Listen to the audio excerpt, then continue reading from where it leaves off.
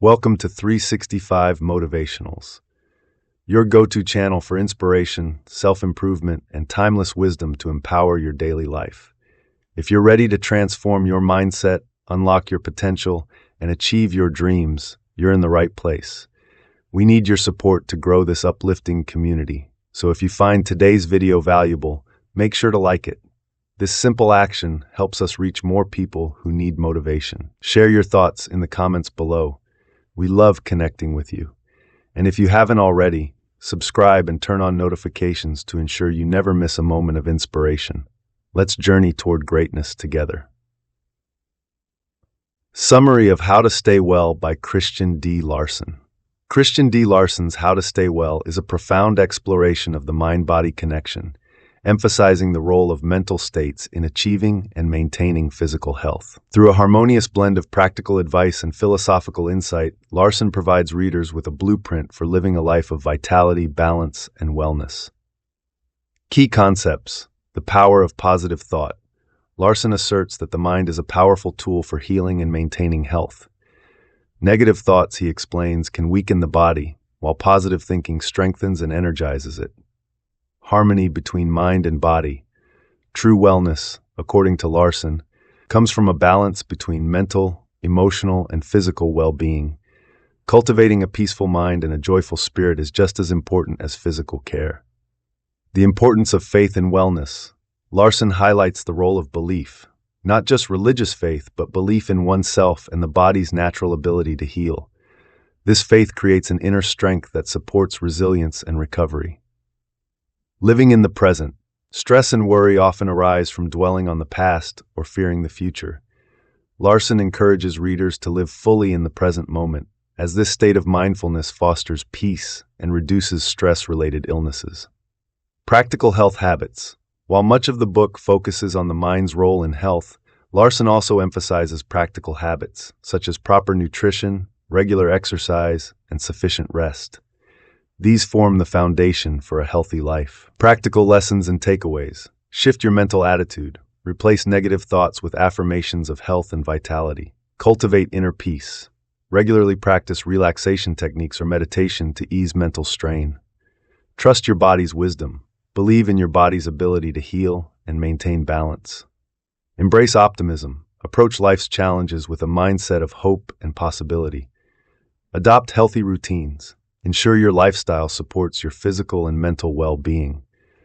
Why this book matters. How to Stay Well isn't just a guide to health. It's a philosophy for living a more balanced, meaningful life. Larson's timeless wisdom bridges the gap between mind and body, providing readers with tools to thrive in all aspects of life. His message is clear. When the mind is aligned with positivity and purpose, the body follows with strength and vitality. Chapter 1. The New Way to Perfect Health. Introduction. There are many systems of healing, and their number is growing steadily, but there is no single system in existence as yet that is based on all the laws of life. Disease comes from the violation of one or more of the laws of life. Therefore, it can be cured only by bringing mind and body back again into harmony with those laws that have been violated. But if the system of healing employed ignores certain laws, it is unable to bring mind and body back into harmony when those certain laws are violated. Here we find the real cause of failure in all systems. A system that is only physical can produce cures when certain physical laws are violated, but it is powerless when the malady comes from the violation of moral or mental laws. A system that ignores all laws, except a few mental laws, may produce cures when it is those few mental laws that have been violated, but when the trouble comes from the violation of other laws, such a system can do nothing. It is therefore simple to understand that a complete system of healing must not only recognize all the laws of life, but must embody exact scientific methods for correcting all the possible violations of those laws. Such a system must be both physical and metaphysical, and must have the understanding of all the laws of life as its foundation. That such a system could cure everything is a foregone conclusion, and that it is possible to formulate such a system, every thinker must admit. There is so much knowledge in the world today on the subject of health that no one ought to be sick anymore. But the fact that most people you meet are ailing in some way proves that this knowledge is not bringing practical results. The cause is lack of system. Therefore, if we can formulate all of this knowledge into a complete working system, and we shall have the privilege of rendering a great service indeed. We all agree that it is everybody's privilege to have perfect health, and when we study the subject carefully, we must admit that it is possible for everybody to secure perfect health. There are no incurable diseases. When we encounter ailments that do not respond to the cures we employ, the cause is simply this, that the methods we employ do not reach the laws that have been violated. But there are methods that can reach those laws. For every ill, there is a remedy, because every negative has its own positive, and there is no wrong that cannot be made right. If we have the power to violate a certain law, we have also the power to correct that violation.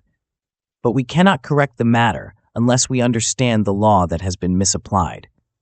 Therefore, if our system of healing is to be complete, it must be based upon the understanding of every law in human nature, metaphysical as well as physical.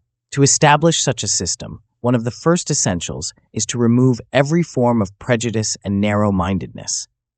That truth can come from all kinds of sources and through all grades of mentalities is a fact that we all ought to be familiar with in this age. And when we recognize this fact, we will not confine our research to the limits of any one of the regular schools. Millions of people have been sent to their graves because prejudice has refused to try something else, and thousands are still going the same way every year for the same reason. But there are many ways of doing things, and since it is everybody's privilege to live a long life and enjoy health as long as he lives, no person should be left to suffer and die until every possible method of relief has been tried. Those who are engaged in the healing of the sick are not dealing justly with the public unless they are prepared to employ and recommend everything that is known to have healing power, and they are not competent to decide as to what does not possess healing power unless they have made a personal test or personally witnessed such a test. We daily hear intelligent and well-educated people declare that there is nothing in this or that particular system of thought, but upon what do they base their conclusions? Prejudice, or the habit of accepting mere public opinion, as truth is usually the cause of such narrow views, and in the meantime millions suffer and thousands die on account of those views. The fact is that the more we learn, the more convinced we become. That there is something in everything, that every system has its virtues, and every belief its latent truth. To find this virtue in every system, and bring forth the hidden truth in every belief, and then arrange them all into a working system for everyday practical use, this must be our purpose. Life is too important to be cut short on account of prejudice, ignorance, or narrow-mindedness, and the joy of living a large and full life is so great that no one should for a moment be deprived of its pleasure. The new age demands completeness, the best of everything for everybody, the removing of all barriers, that all truth from all sources may minister to all minds. And when all minds will come together and work in such a spirit, the full emancipation of the race will be at hand, and the coming of a fairer day will no longer be a dream. But it is all possible, and what is possible will surely come to pass. With this spirit in mind, we shall proceed to outline what we consider to be a complete system of prevention and cure, a system that can bring health to everybody. The value of health. To do one's best in life, to fully enjoy life, to get everything of worth from life that life has to give, to fulfill the purpose of life and realize in the fullest measure any aim, ambition, or ideal that one may have in view in life, perfect health is necessary. Perfect health should be sought by everybody and sought with unceasing persistency. But it should not be sought simply because it ensures the comfort and the well-being of the individual. It should be sought principally because it is an absolute necessity to the full use and right use of everything that has worth in human existence. And we are here to make the largest and best use of all that is in us. To fail in health is to fail, in a measure, in everything. To continue in poor health is to continue in a condition where no faculty or power can give itself justice. To add to one's health is to make it possible to add to one's power, one's worth, one's usefulness, and one's efficiency. And to gain perfect health is to gain possession of one of the most important factors in the making of human life, all that nature demands it should be. It is in perfect health alone that man can be true to himself, that he can be true to his work, that he can be true to the race. Perfect health, therefore, is not a mere matter of personal comfort, though that in itself is a great deal. We all have the right to personal comfort to the very highest degree, but perfect health is more, vastly more. It is a necessary element in all the workings of nature. It is an indispensable factor in the great universal plan. The new view of health. We have recently discovered that it is natural to be well, that it is possible for everybody to be perfectly well, and that perfect health can be secured by all through methods that are not beyond the understanding or ability of anyone. In the past, we looked upon sickness as inevitable. Now we look upon every form of ailment as positively wrong. We do not criticize or condemn the man who is sick. We give him sympathy and practical help instead, as we have no right to condemn anybody. Nevertheless, we insist that he should know better, and we are making it our personal business to see that he does know better. The new view demands that no one should be sick at all, that no one should be incapacitated for a moment, that no one should ever be compelled to suspend physical or mental activity on account of ill health. And even more than that, it demands that no one has a right to be sick. And the new view is not irrational. On the contrary, it is based upon the most substantial facts in modern science. It is not possible to become sick unless one violates the laws of life, which include the physical, the mental, the moral, and the spiritual. But no one need violate any of these laws at the present time, nor henceforth, as the key to the understanding of the right use of all natural law is now within the reach of everybody. The new view, therefore, demands perfect health of all, and demands it with the same right as it demands manhood, womanhood, morality, justice, liberty, truth. The purpose of this study. The chief purpose of this course of study is to present a complete and practical system of life through which the new view of health may be realized. That is, a system that will enable anyone to get well and stay well, no matter what his physical or mental condition may be at the present time. This study will aim to present all the facts known in the science and art of attaining health. It will give due attention to all efficient methods of cure, with special attention to those that have proved themselves to be the best, and will aim to give instructions with regard to the use of those methods that all can readily and successfully apply. It will explain in the clearest and simplest manner possible the real cause of disease, and how every ailment known to man may be prevented as well as cured. And it will aim to carry out this broad and far-reaching purpose by turning the light of exact science upon the whole nature of man, his spiritual and mental nature, as well as his physical nature. In brief, this course of study will aim to present sound, thorough, and practical information concerning those principles, laws, and methods that will, by whomsoever applied, lead to the very highest degree of health, strength, and wholesomeness. The cause of disease. It is natural to be well. Therefore, the presence of disease indicates that the human system is not in harmony with nature.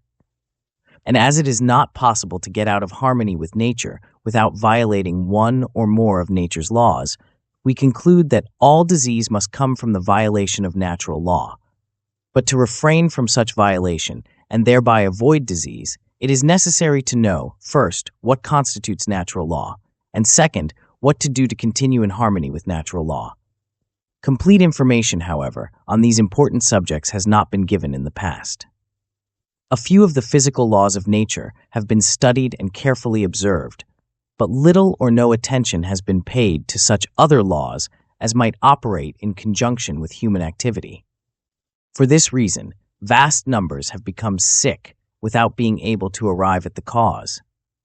Living in the belief that they are caring for themselves properly, they could see no reason why they should not remain well, but in caring for themselves, they observed certain laws only, while others equally important were ignorantly and completely ignored. To enable everybody to avoid all disease by living in harmony with all the laws of nature, we must understand the sphere of the natural, so as to include all activity that may transpire anywhere in the world in which we may act, think, and live. In brief, we must study and observe mental and moral laws as well as physical laws, because they are all natural laws. Laws that are so closely connected with the actions of man that he will either use them or misuse them, as the case may be, nearly every hour of his existence. The following outline and division of the subject will therefore prove valuable in connection with this part of the study. 1. Violation of physical laws. We have heard much about physical exercise, but the truth is that not one person in 1,000 exercises his body properly. The majority pay no attention to the subject, and therefore most of their muscles do not receive sufficient exercise, and a large percentage of those who do give the matter attention overdo it, so that in either case the proper exercise is barely secured. The same is true of breathing. Natural law demands a certain kind of breathing, but there are very few that comply with that demand. With regard to nourishment, we are face to face with the same condition. Foods that should not be taken are taken by the majority nearly every day, and there are very few people who do not eat too much. The other physical laws are misused more or less in the same way.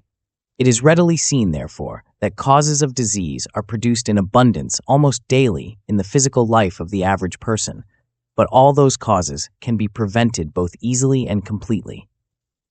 2. Violation of moral laws. The lack of vital energy is one of the chief causes of the ills of man, and all immoral thoughts or actions tend to deplete the vital energy of the system. We have frequently been told that certain things are wrong, but we have not been told why. Therefore, we have doubted the sinfulness of those particular actions. When we find, however, that such actions almost invariably drain the system of vital energy, thereby placing the system in a condition where all kinds of disease may get a foothold, we understand why they are wrong. Whenever we do anything that will decrease or lower the natural amount of vital energy, we violate some of the most important laws of nature, and at the same time, we originate those causes that are responsible for more than 1/3 of the ills of the race. 3. Violation of mental laws. To be in harmony with nature, the mind should always be in a state of harmony with itself, and should always be wholesome in its actions and tendencies. To permit mental disorder in any form is therefore a violation of natural law, and it is a well-known fact that mental disorder is nearly always followed by physical disorder. The consequent physical disorder may in many instances be too slight to produce actual illness in the body, but it will in every case interfere more or less with the normal functions of the body. And if that particular disorder is continued, as it usually is, physical diseases will be the final result.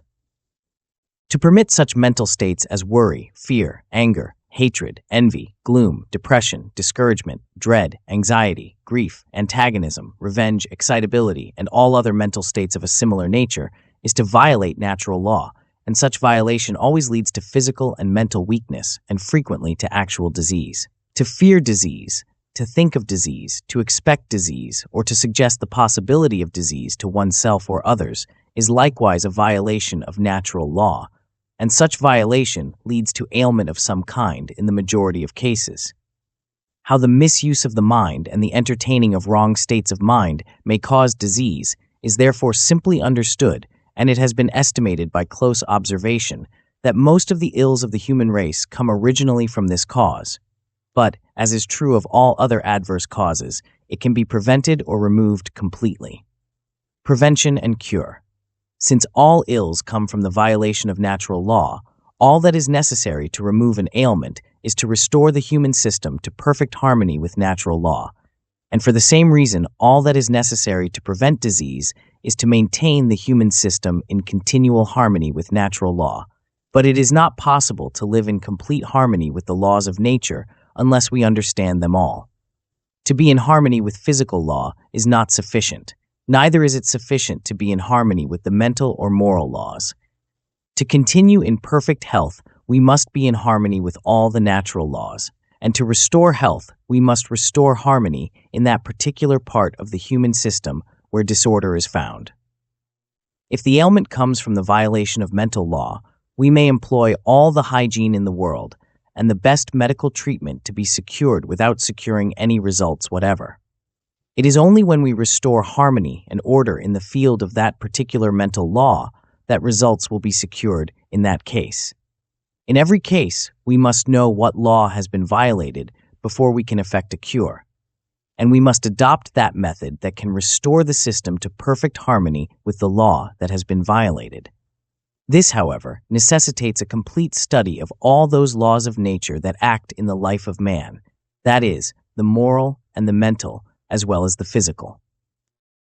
To prevent disease, we must know all those laws so that we may live in harmony with them all.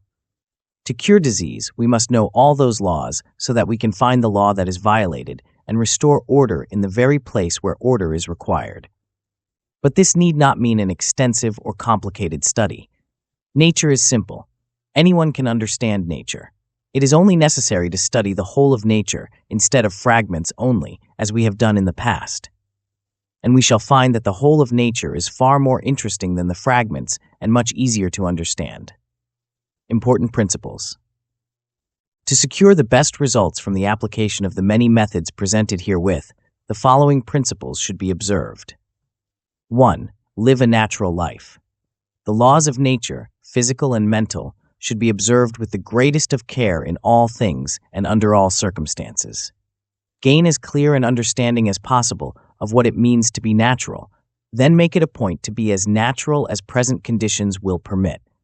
Become fully familiar with those laws of nature that operate in body and in mind, then live, think, and act at all times in harmony with those laws.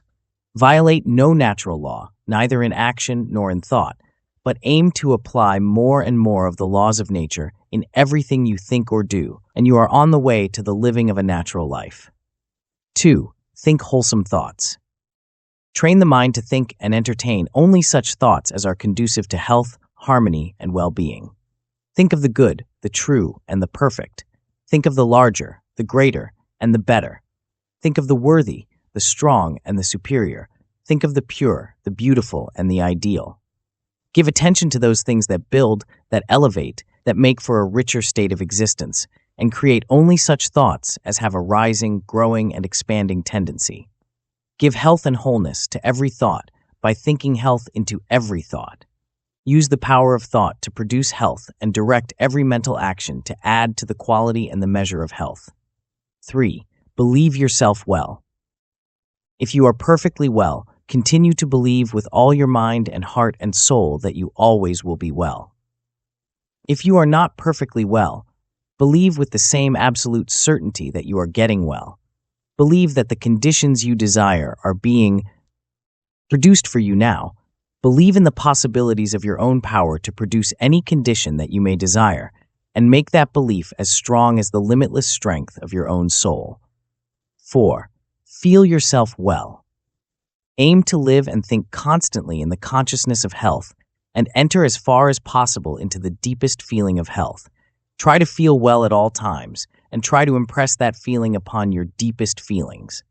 Permit every feeling of health to sink into a deeper feeling of health, until you consciously realize that perfect health that forever abides in the purity, the wholeness, the strength, and the divinity of your own soul. Know that perfect health is always within you, always existing in the depths of your real being.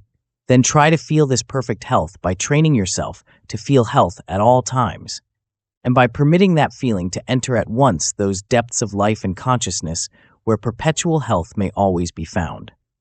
What we feel we express, and what we become conscious of in our deeper life, we gain possession of in our external life. 5. Imagine yourself well. The imaging faculty should constantly picture before the mind the perfect health that is desired. What we imagine we think, and as we think we become. See yourself well in your own imagination and claim the actual possession of what you have thus seen. Know that when you imagine yourself being in perfect health, you cause all the powers of your system to produce perfect health. What you imagine becomes the pattern, and the mental workmen always build in the likeness of that pattern that stands out most clearly and most distinctly. Therefore, picture yourself well in your imagination and make that picture strong, positive, clear, and distinct. 6. Be morally clean. Live a clean life both in thought and in action. A clean life means a strong life, and a strong life means health, vigor, endurance, and power.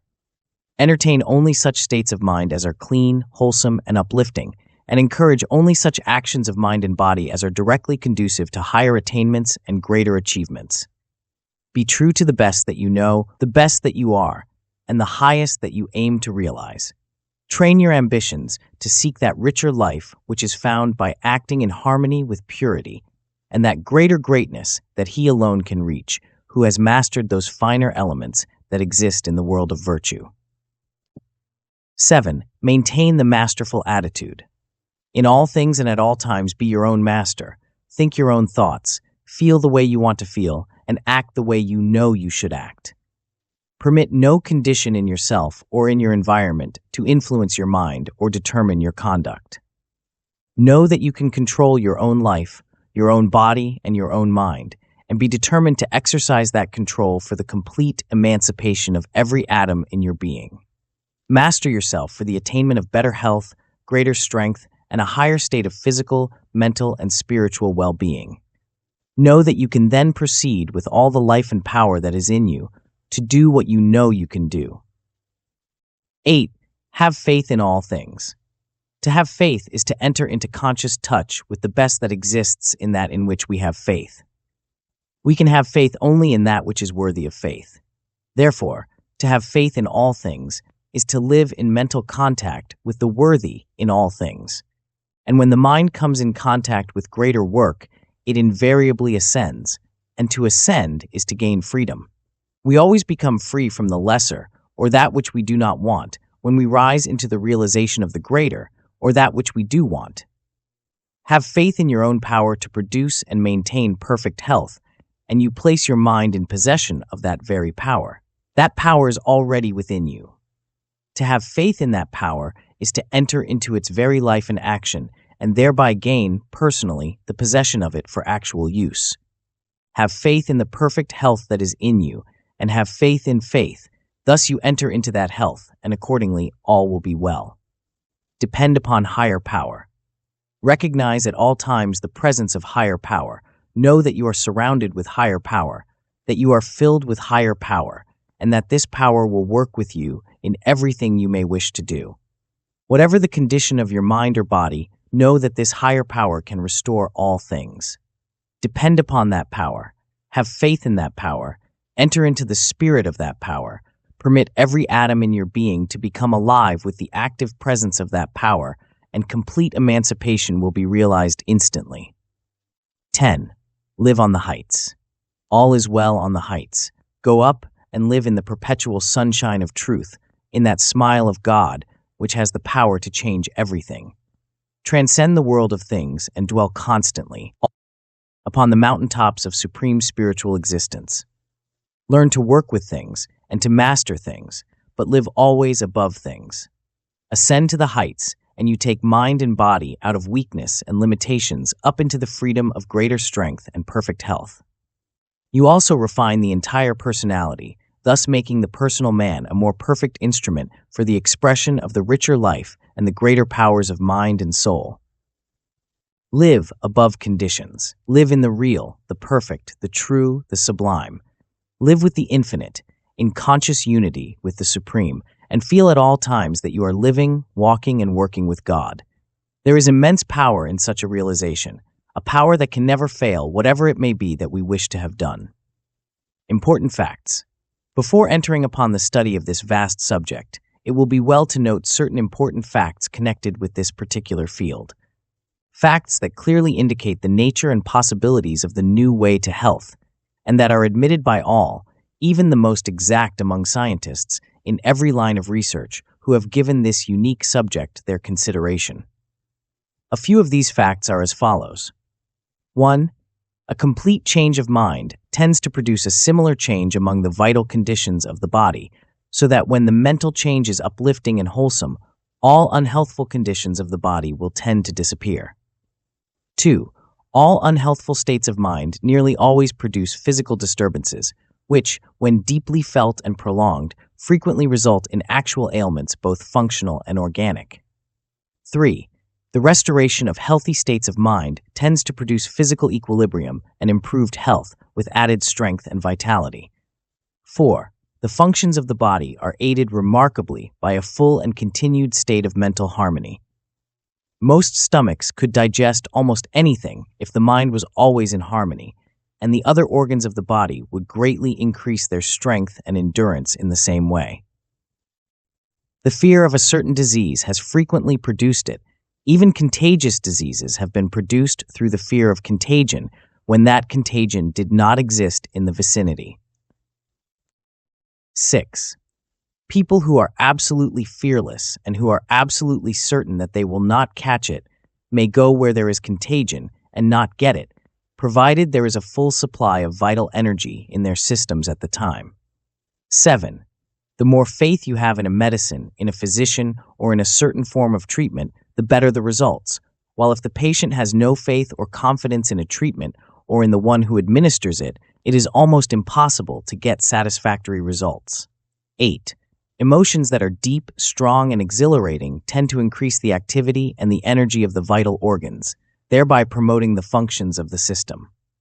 Depressed emotions tend to decrease activity and energy, thereby preventing those organs from doing their work properly, and such a condition is frequently the beginning of disease.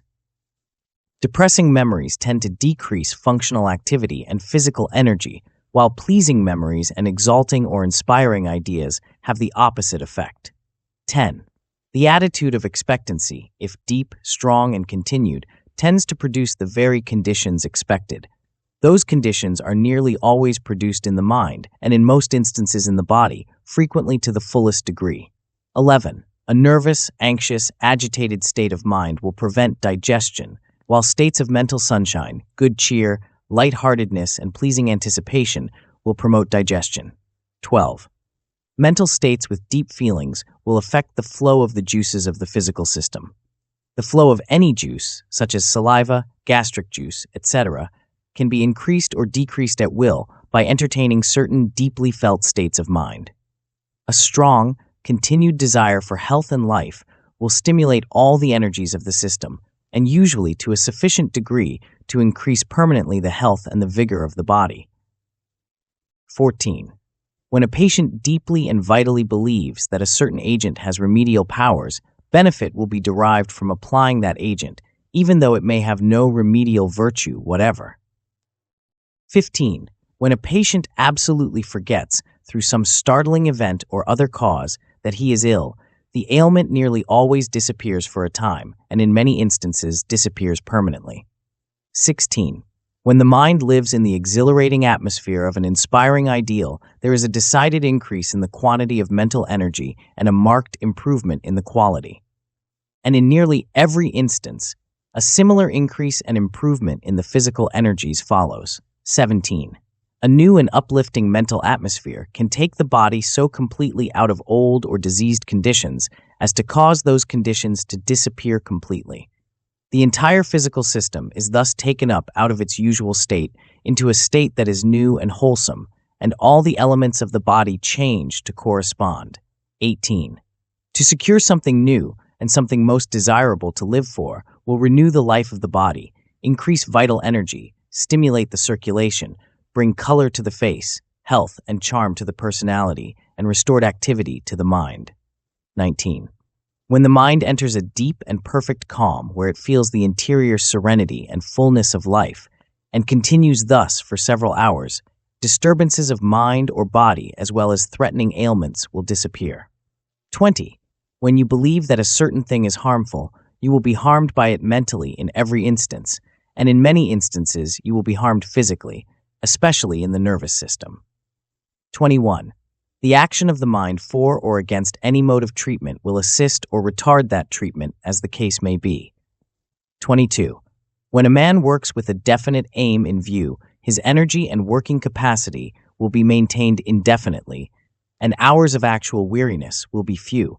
But if he works with no aim in view, weariness and exhaustion will come frequently, and his working capacity will be decreased from 25 to 50%. 23. A courageous and hopeful state of mind aids remarkably in the overcoming of disease, no matter what the treatment may be. 24. In functional and nervous diseases, thoughts and ideas can be made direct remedies in every case. And in organic diseases, those same agencies can so assist nature as to ensure complete recovery, that is, when nature is given a fair chance in all other respects as well. 25. Nature is constantly at work to keep the well man perfectly well and to make the sick perfectly well.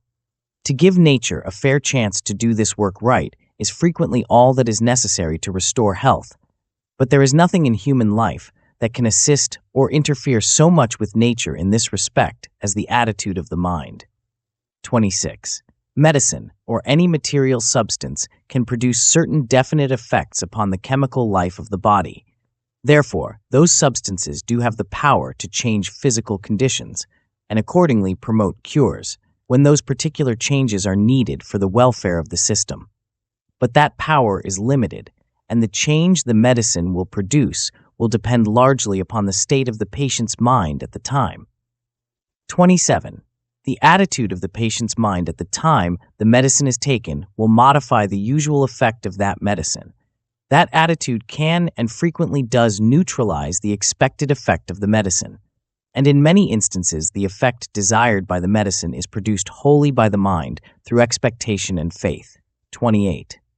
Certain kinds of music, stimulated emotions, promise of reward, a new purpose in life, an agreeable change of work, new opportunities, the appearance of greater possibilities, all of these, and scores of similar factors or experiences, invariably increase the activity of the mind and the vital energies of the body. Through the direct and intelligent use of the mind, any physical ailment may be prevented or permanently cured. Chapter 2. The metaphysical process of cure. There is a belief among many that mental and spiritual healing is produced by some extraordinary or mysterious power, a power that is very difficult to obtain if one does not naturally possess it. But when we understand the power that heals, or the process of cure, we shall find that it is like all other great things, very simple.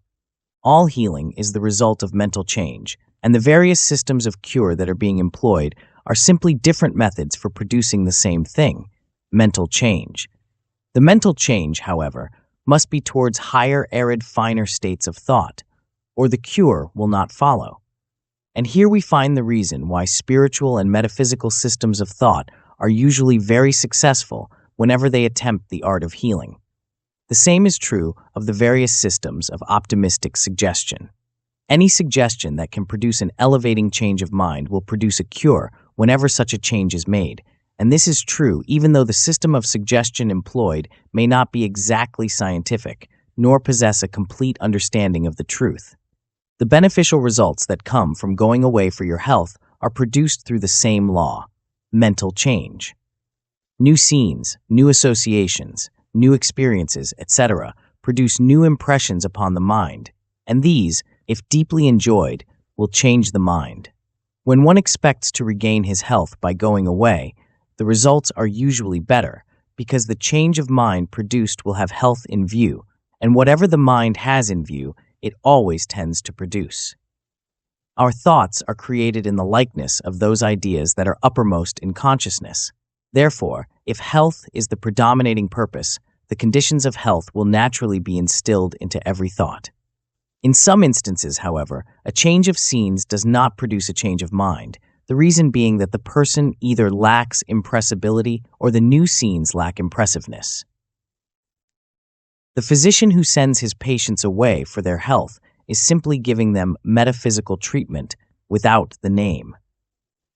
The real object is to get the patient away from his present state of mind, and anything that will accomplish this can produce a cure. But it is possible to get away from your present state of mind without taking a journey to some other country, and it is usually more convenient. Until recently, people have depended upon a change of environment to produce a change of mind, but we are now learning to change our minds in any way that we like, regardless of the environments in which we may be placed. We are beginning to become masters over ourselves, and we are learning to so live that external conditions will not control us anymore. We have discovered that we can change our own minds whenever we like and in any way that we like. Also, that mental changes produce physical changes, and that we may be completely transformed through the renewal of our minds. The secret of all healing and all changes in body, mind, or personality is thus revealed, and instead of being a mysterious power, is simplicity itself. It is not something far beyond our reach, but a power that we are using more or less daily, simply the power to change the mind. Since any change in the human system can be produced through the proper mental change, our leading purpose in this connection will consequently be to find the best methods for producing such changes, and we shall not have to search far nor wide to find the methods desired. The first principle to learn is that every mental change must be subconscious. That is, the change must be a change of the heart, or no change in life will follow. The thought of the heart is the thought created in the subconscious, and as the subconscious thought is the only thought that produces effects in the system, we understand readily why the change must be subconscious. Every idea or belief that is impressed upon the mind in deep feeling will enter the subconscious. Therefore, every effort to change the mind should be made in deep feeling. The fact that feeling plays such an important part in this respect proves why impressionable minds respond the most readily to those systems of healing that are based on mental change. It also explains why emotional and religious systems are so very successful in healing whenever they attempt this fine art. Emotional methods, however, do not always produce permanent results, while those results that come from deep metaphysical systems are nearly always permanent. The best system of healing would consequently be a system wherein feeling and intellect were combined, where the emotional was employed to give speedy mental change, and the metaphysical employed to establish those changes permanently. To produce mental change, 3 different factors may be employed. First, new impressions from without. Second, new ideas formed through the usual intellectual process. And third, new states of consciousness. Those impressions that come from without will at times produce decided changes in the subconscious mind, though as a rule, they simply divert attention so that you will not think about your ills. This is important, however, because so long as you think deeply about your ailments, you impress them more deeply upon the system and make matters worse. But when you stop thinking about the trouble, nature will have a chance to restore harmony and health without being interfered with. When attempting to produce new ideas through your own independent thinking, it is well to remember that the most wholesome ideas are always those gained from thinking about the real, the absolute, and the perfect. In other words, metaphysical thinking is the most wholesome, provided it is truly metaphysical and not speculative.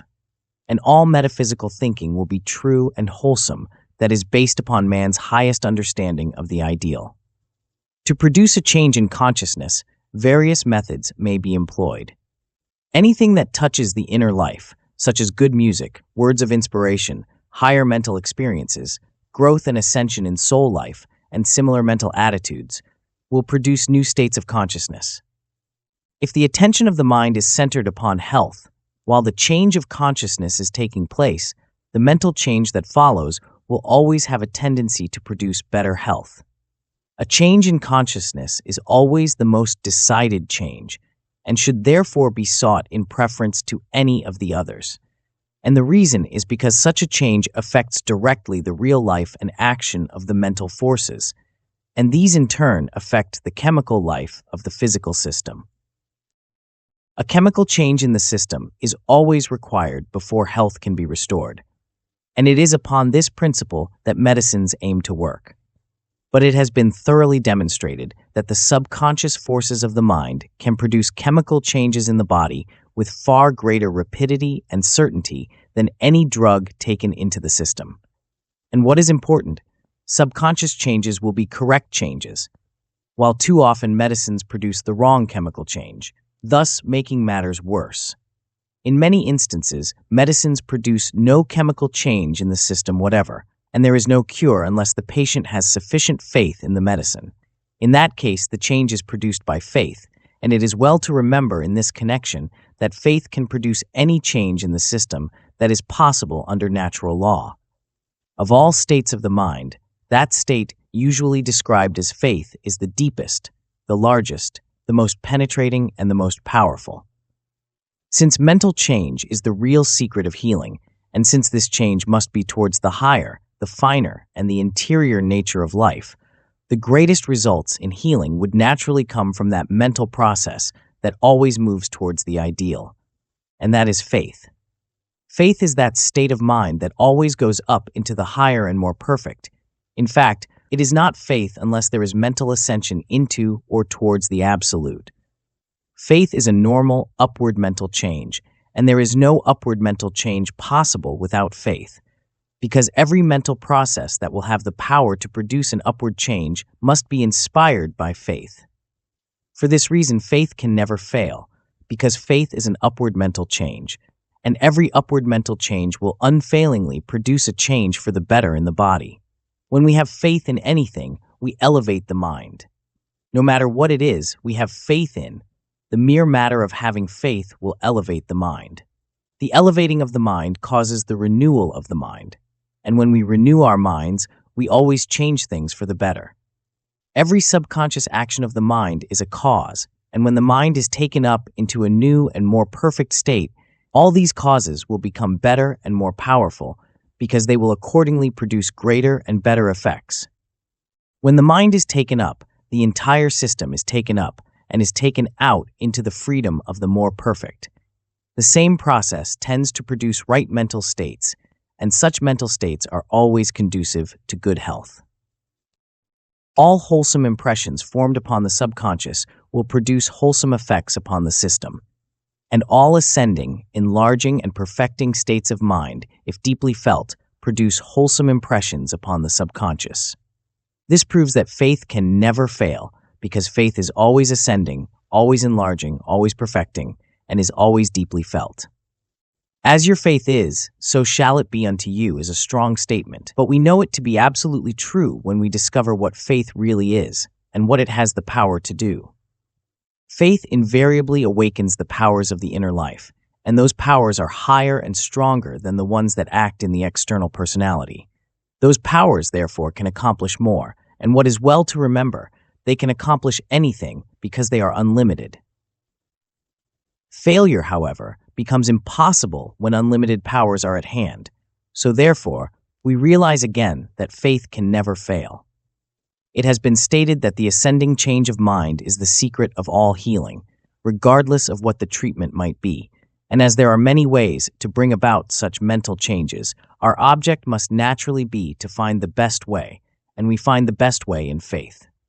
How to secure faith and how to employ faith will therefore become great questions in this study. Faith comes from having faith in all things and at all times.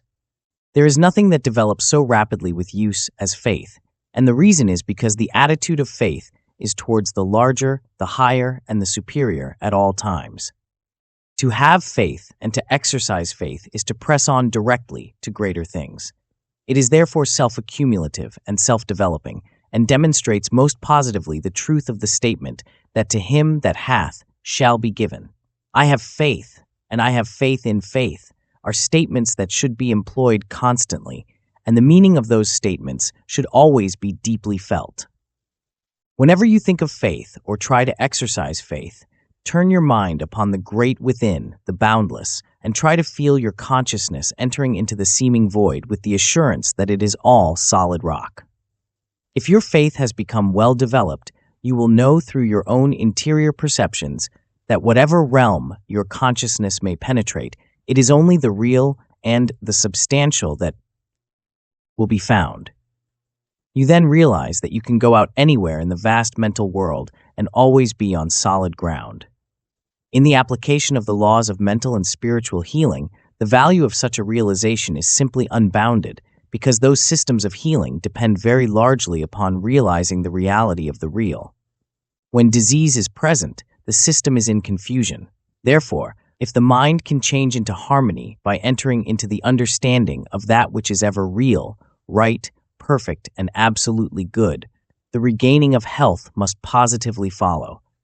While in the consciousness of absolute harmony, we can know neither confusion nor disturbance of any kind, and we cannot be in a condition of ill health while we are in a state where all is well. The great secret of healing, therefore, is to change the mind from a state of confusion disorder, and false action into a state where the absolutely good is realized to be real, omnipresent, and eternal. It is leaving the storm-tossed billows of perverted life and landing safely upon the solid rock of absolute truth. And here we should remember that it matters not where you may be upon this angry sea. Faith will guide you safely, surely, and speedily to the harbor of perfect peace. To depend absolutely upon faith is of the highest importance, because faith cannot fail. We may fail, but faith never. And the reason why we fail is because we do not take advantage of the highest wisdom, the superior insight, and those mightier powers that may be given to us through faith. In this connection, we should fully realize that faith is not blind belief. Belief may be blind, but faith sees everything. Faith is constantly ascending into more and more light, because faith is the mind growing into the light. When you say that you take things on faith, you really mean that a superior insight has informed you that those things should be taken, and that it will be very profitable in some way for you to do so. When you are trying to help yourself or others, this taking of things on faith will prove to be the one perfect path to remarkable results. Faith declares that all things are possible, and after making this statement, faith proceeds to awaken those greater powers in your larger and higher life, through which the mind may gain the capacity to do the very things that faith declared could be done. Faith knows that in the great within there is health in abundance, that the real man is always well, and that there is sufficient power at hand to bring this perfect health into positive and tangible evidence in every part of the physical system. Faith not only knows this, but acts according to its convictions. The result is that what we took on faith, we received through faith, and we found it to be very substantial, profoundly real, and absolutely good. What we receive through faith is always good, because faith is the continuous ascension of the mind into the absolutely good. Faith may also be defined as the mind's ascension into absolute truth. Therefore, the more faith we have, the more of truth we shall understand, and it is the understanding of truth that brings complete emancipation.